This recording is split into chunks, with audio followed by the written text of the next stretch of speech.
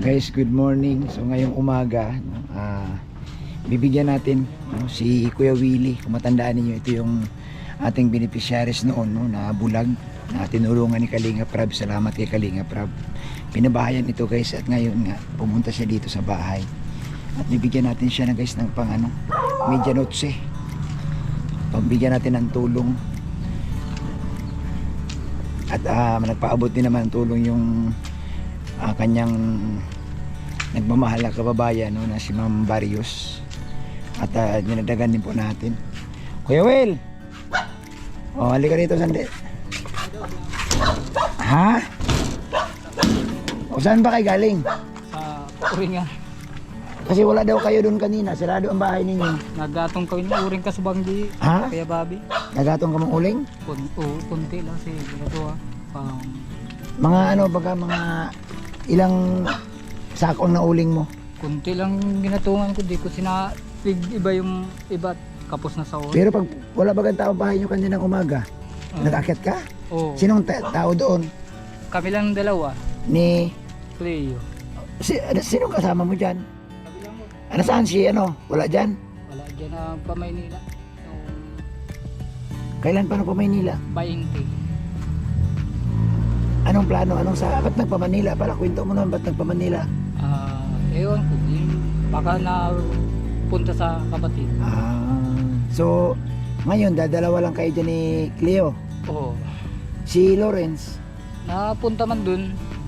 napasyal man din. Tapos may tira man baga kong perang yung pag nang bigyan mo ako. Tapos nagpabili sa akin ng baril. Baril. Laruan. Oo. Binilihan ko.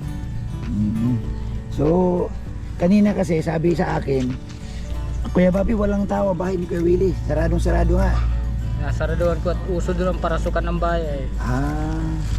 Cleo, dito ka Cleo. Lapit kay Papa. Nag-ipon-ipon man nga kami ni Cleo. Tagal yung pinag-ipunan. Nagbili kami ng malaki-laking amplifier. Sabi ko nga doon. So, ito Kuya Will. Kasi nga, alam mo ba kung ano tayo bukas? New Year na. Oo nga eh. Ha? Oo. Ito. Sa iyo ito. Akin na. Ito muna Para may pang New Year ka, wala ka ng problema. Bigas. Hawakan mo na yan. 5 kilo. Tapos ito Kuya Will, ito, karne. Karning baboy yan. Isa't kalahati. Ano ito, limpo. Pwede mo yan adubuhin. Kaya mo na magluto? Ay, kaya. Kasi baka mamaya hindi ka na marunong magluto. Marunong po magluto. Ha? Marunong ka talaga? Oo. Saka ito Cleo. Ito Cleo, pampansit mo, pansit yan sa tinapay. Sige na. Yan. Maraming salamat. Maraming malaking bagay na ito kay Bobby. At saka ito, may cash. Nabigay kitang cash. Pang, mo yan pang merinda. Thank you. Maraming... Huwag mo nga ipamigay duman sa inyo.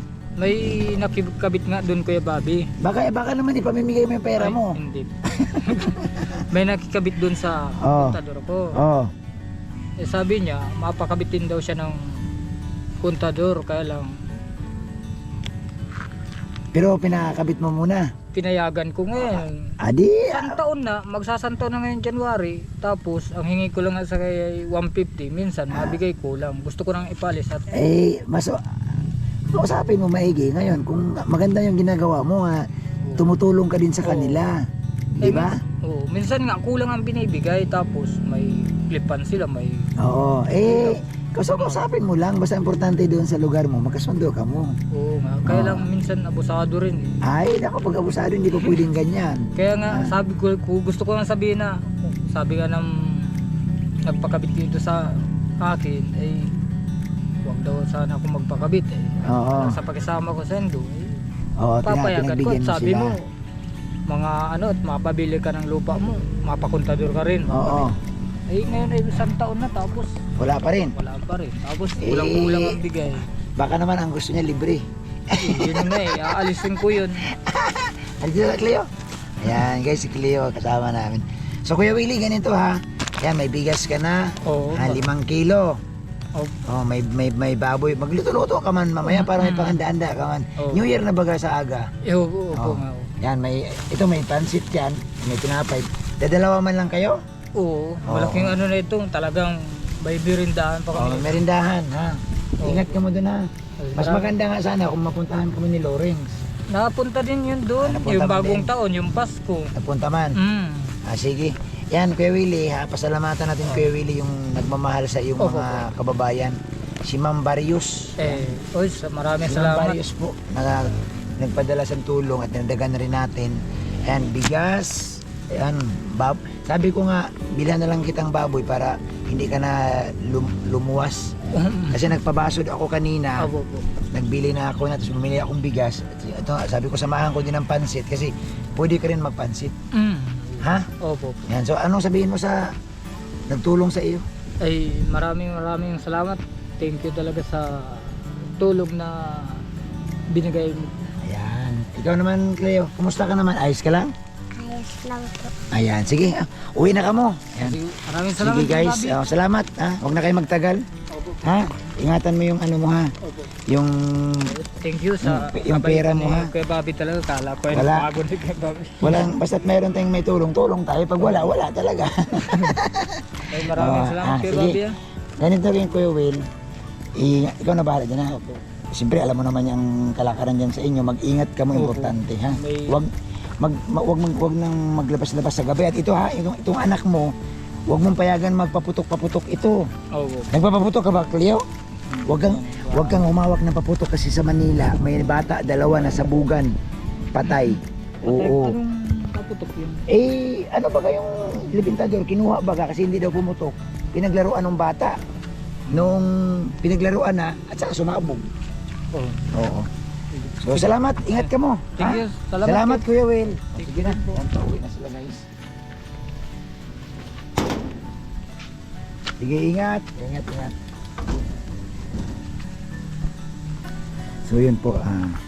Kung sa mga bagong viewers po, yan si Kuya Willie at saka si Lawrence, si Cleo.